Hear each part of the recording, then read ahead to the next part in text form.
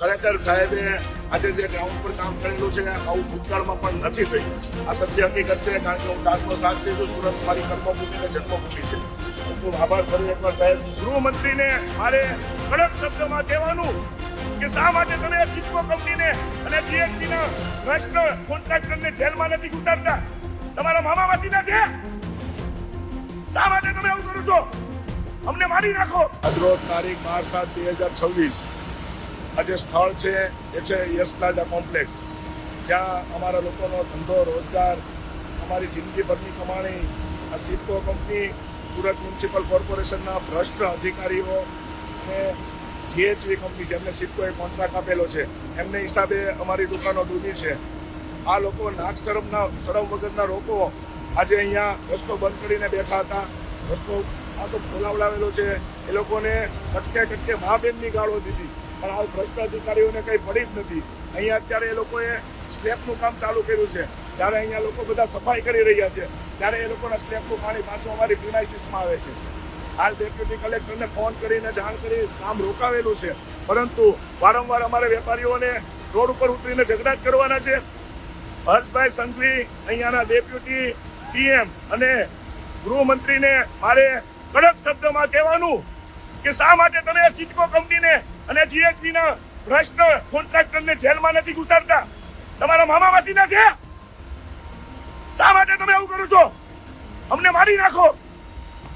અમારે કામ ધંધો કરવાનો કે આની પાછળ રોજ ઉઠીને ઝઘડા કરવાના? શા માટે તમે નથી કરતા? એ લોકોને આજને જેલમાં ઘાલો તો જ આ લોકોને ભાન થશે. મારું નામ ગઢિયા મહેશ છે. હું વરાછા રોડ યસ પ્લાઝા કોમ્પ્લેક્સમાં એક નાનો વેપારી છું. સુરત મ્યુનિસિપલ કોર્પોરેશન અને સિડકોના ભ્રષ્ટ તંત્રના હિસાબે અને ભ્રષ્ટ અધિકારીઓના હિસાબે આજે અમારું સુરત શહેરના નાના મોટા વેપારીઓને કરોડો રૂપિયાનું નુકસાન ગયેલ છે. અને આ નુકસાન પાછળ ફક્ત અને ફક્ત સુરત મ્યુનિસિપલ કોર્પોરેશનના ભ્રષ્ટ અધિકારીઓ છે મારા હિસાબે. અને મારી સુરત શહેરના તમામ વેપારીઓ અને એમના પરિવારોને નમ્ર અરજ છે કે તમે લોકો આ ભ્રષ્ટ અધિકારીઓ અને એમના પરિવારોને સ્ટીલના કીડા પડે એવી દિલથી મહાદેવને પ્રાર્થના કરજો, જેથી કરીને એ લોકો ઝડપથી મરી જાય અને ભવિષ્યમાં એમના હિસાબે, એ ભ્રષ્ટ અધિકારીઓના હિસાબે સુરત શહેરના કોઈ લોકો હેરાન ના થાય. અને સુરત શહેરના ખાસ કરીને અમારા યસ પ્લાઝામાં જે આ બ્રિજ નિર્માણનું કામ જે ચાલુ છે, છેલ્લા 3 થી 6 મહિનાથી અમે એ લોકોને અસંખ્ય મૌખિક રજૂઆત કરી છે. એ ભ્રષ્ટ અધિકારીઓ અહીંયા આવે પણ અમે ઉગ્ર રજૂઆત કરીએ તો એ લોકો વરાછા પોલીસને બોલાવી લેતા હતા અને પછી અમને લોકોને વાતોમાં લઈને કે અમે કરી દેશું, આમ છે, એસએમસી સિડકોને કહે, સિડકો એસએમસીને કરે.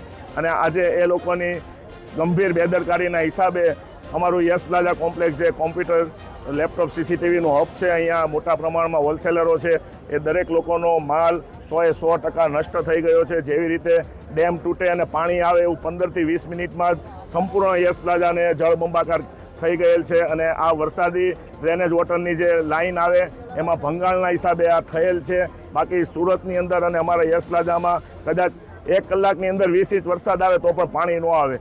તો વરસાદી ગટર લાઈન આ લોકોએ ચાલુ રાખી હોતે તો આ બ્રિજના નિર્માણના હિસાબે એ ગટરો આજે પણ તમે અહીંયા જોઈ શકો છો સીલ કરેલી છે, કારણ કે અંદરથી ભંગાણ થઈ ગયેલ છે.